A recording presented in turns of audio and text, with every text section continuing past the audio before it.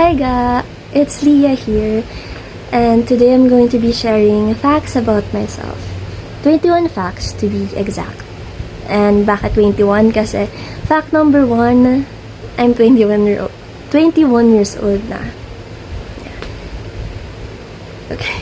And fact number 2, Leah Cleo is not my real name. Yun yung magiging screen name ko dito. Oh, screen name, taray, pero yeah. Bakit I decided na magkaroon ng screen name? Well, kasi I will consider this, yung pag-YouTube ko as like work. Yeah. Hindi lang siya hobby, I will consider it as a work kasi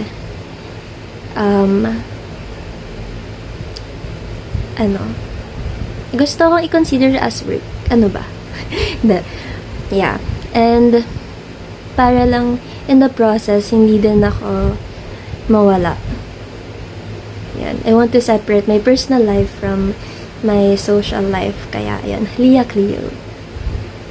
And fact number 3, and yeah, may script kasi ako, guys. Just so you know.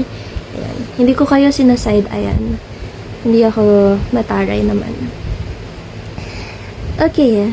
Fact number 3, madami akong favorite animals. So, specific ko na lang. Favorite bird ko is owl. Kasi, they're so cute. I find them cute. And, ang ganda lang. Owl. Ang ganda banggitin. And sa Tagalog, I think, kwago siya. Yeah. And, if you're into Greek mythology, if I'm not mistaken, ang owls ay considered silang symbol for wise. Yeah. Wise. Katalinuhan. Yes. Okay. Fact number 4. Saan ako nakatira? Para sa mga people na gustong puntahan ako. Dala kayo ng ice cream. Hindi, joke. Huwag niyo ako puntahan, please. Nakatira ako sa Antipolo City, Rizal, Philippines. And for those who are into, astrology. I think, yeah. Feel ko naman basta yung mga sa zodiac signs. Ako po ay isang Capricorn. And since Capricorn ako, that leads to our fact number 6. Pinanganak ako nung December. Secret na kung anong day. Basta December siya, guys. Okay, and eto, I'm very excited to share this. For fact number 7, I proudly present myself as an introvert.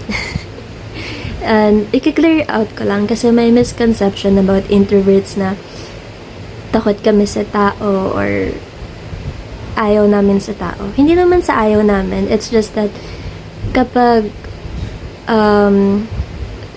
napagod na kami or hindi ganun compared sa mga extroverts, hindi ganun ka yung social battery namin. Kumbaga, hindi siya ganun kahaba and we want to like recharge by ourselves. We like alone time. Yeah. Okay. 8. Okay, fact number 8 is about my talent. Okay. Hidden talent ko is thirst trapping. If you follow me on my socials, you know. But, kung seryosong usapan na talent naman, my talent is really storytelling.